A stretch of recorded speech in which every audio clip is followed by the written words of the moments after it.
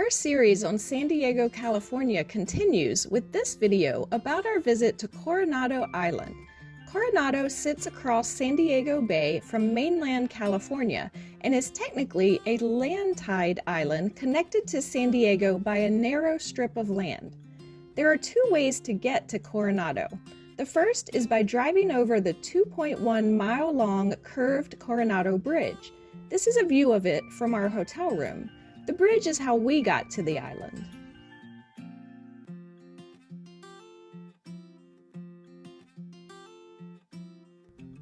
The other way to travel to the island is by ferry.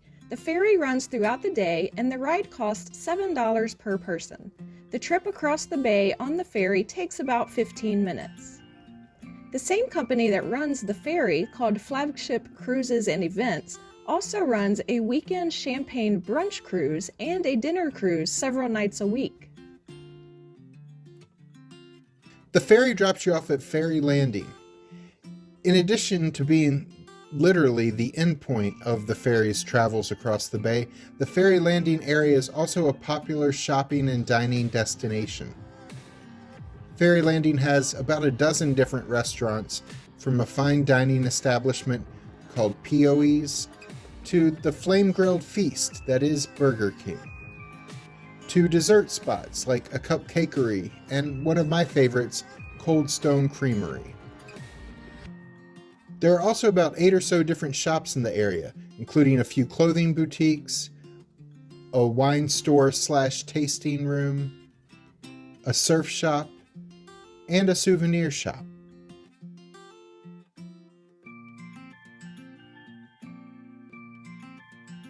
We ended up having lunch at Spiro's Greek Cafe. They had indoor seating, but we sat outside overlooking the bay. I ordered a beer-battered fish pita sandwich, and Alice enjoyed her lamb and beef gyro. There are also places in Ferry Landing to rent bikes, including Surrey bikes.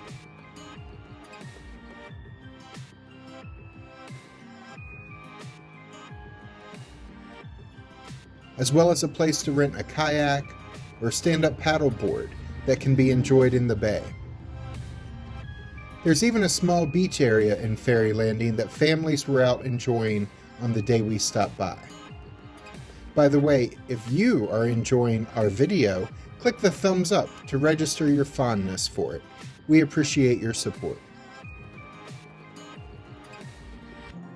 But the best thing about Ferry Landing was its view. We had an amazing view of the San Diego skyline across the water and of boats sailing through the bay. This area was so gorgeous. We were there during the day, but I imagine it would also be beautiful at night with all the buildings lit up as well. A short walk away from Ferry Landing is a small park called Centennial Park. Because it is next door to Ferry Landing, it shares a similar awesome view across the water. This park had a bit of open green space and some outdoor seating areas. It is apparently a popular place for wedding pictures or prom pictures or other things of that nature. There's also a commemorative stone as the birthplace of naval aviation. And in fact, to this day, Coronado Island is home to a military base named Naval Air Station North Island.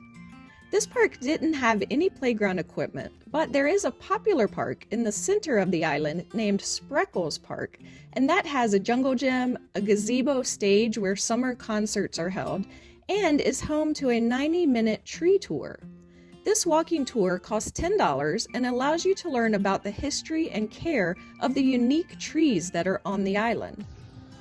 There are plenty of other shops and restaurants on the island, especially as you travel down Coronado's main drag, Orange Avenue. And there's a welcome center that includes a museum about the island.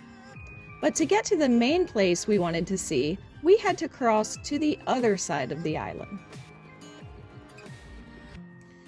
We were very excited to check out the Hotel del Coronado. This historic hotel opened in 1888, at which time it was the largest resort hotel in the world. It is currently one of the largest wooden buildings in America. And for Disney Parks fans, this building was one of the buildings used as inspiration for the Grand Floridian Resort at Walt Disney World. Many U.S. presidents have stayed here, including Reagan, Clinton, Bush Sr., Ford, Nixon, Johnson, Roosevelt, and Taft, as has Thomas Edison, Charles Lindbergh, Muhammad Ali, Babe Ruth, Willie Mays, and Oprah Winfrey. Also, the exterior shots for the film Some Like It Hot, starring Marilyn Monroe, were filmed right here at the Hotel Del. Wizard of Oz author L. Frank Baum stayed here repeatedly in the early 1900s, often for months at a time. He even designed one of the chandeliers in the hotel's famous crown room, which seems weird.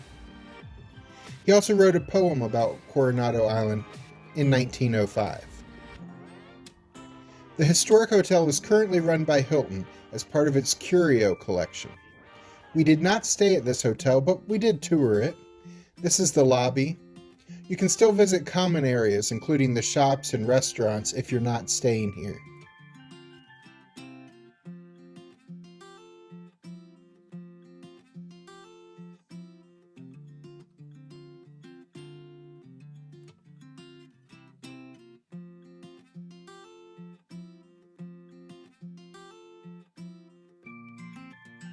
This is a courtyard in the center of the buildings. Some of the rooms look out into this area, as do some of the meeting rooms at the resort. The courtyard was rented out for a private event as we toured.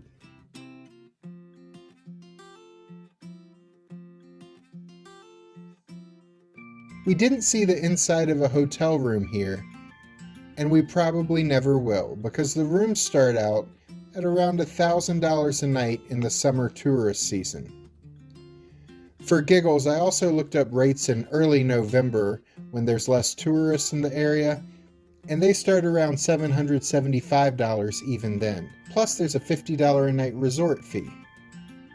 The island is home to two other major resorts, Coronado Island Marriott and Lowe's Coronado Bay Resort. Like the Hotel Del, they are both luxurious seaside resorts. But you can often get a room at these other two resorts for less than half the price of the Hotel Del. Although Marilyn Monroe never stayed at these other resorts.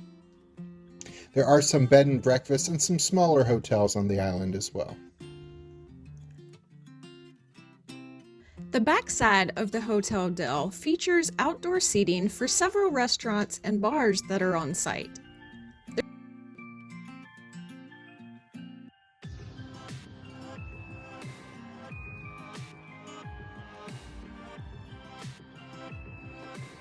There's also a pool area and a lawn that was being set up for a special event at the time of our visit.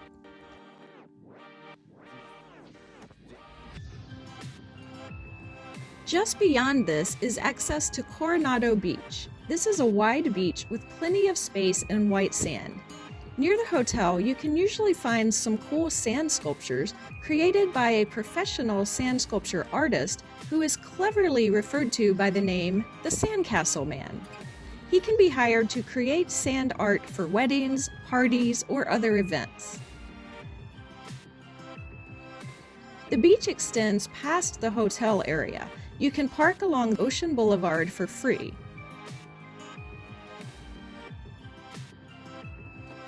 There's a really nice neighborhood by this beach with lots of big houses.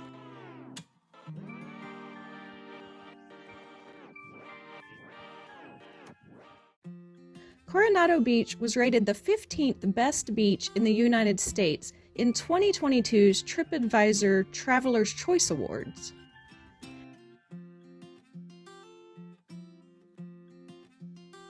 As you get about half a mile or so away from the Hotel del Coronado, you will reach a lifeguard tower.